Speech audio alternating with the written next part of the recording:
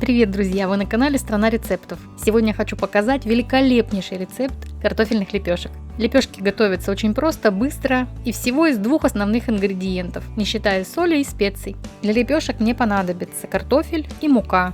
Дополнительно мне еще понадобится соль и специи по вкусу. И еще сливочное масло для смазывания лепешек. Вы же можете использовать любое растительное масло с приятным запахом. Первым делом отвариваю картофель. Добавляю лавровый лист, сушеный чеснок и соль. Варю до готовности. И если у вас есть уже готовое вчерашнее пюре, либо отварной круглый картофель, тоже можно использовать. Получится еще быстрее. В готовый горячий картофель добавляю итальянские травы и разминаю до состояния пюре. И прям в горячий картофель начинаю постепенно вводить муку. Горячий картофель с мукой вымешиваю ложкой. Картофель мукой забивать не нужно. При вымешивании, если необходимо, руки можно смазывать маслом. Если вы будете использовать пшеничную муку высшего сорта, то ее понадобится, конечно же, меньше, чем безглютеновой. Тесто делю на 4 части. И каждую часть раскатываю в круг диаметром 20 см. Тесто с безглютеновой мукой рвется по краям, поэтому я его раскатываю постепенно, аккуратно, помогая руками. Но в принципе оно достаточно пластичное, и особых проблем с раскатыванием у меня не бывает. И далее вырезаю кольцом круг 20 см, как я и говорила. Обрезки убираю и переношу лепешку на разогретую сковороду. Лепешки обжариваю на сухой сковороде с каждой стороны где-то минуты по 4. Пока лепешка обжаривается, растоплю в микроволновке сливочное масло, предварительно в него добавив итальянские травы и чеснок.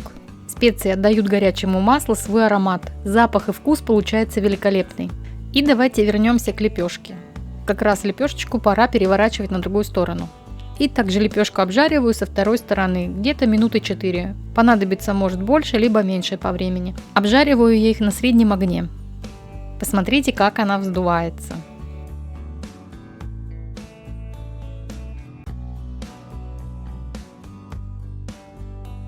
Горячие лепешки складываю в стопочку и смазываю растопленным сливочным маслицем со специями.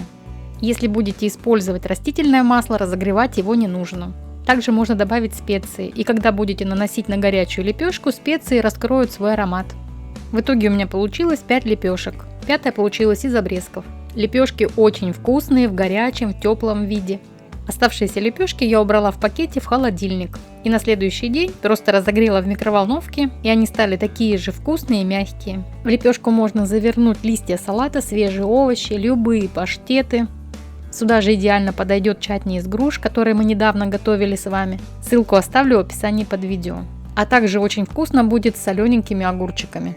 А я их люблю просто с горячим кофе. Обязательно попробуйте приготовить такие простые, но очень вкусные лепешки.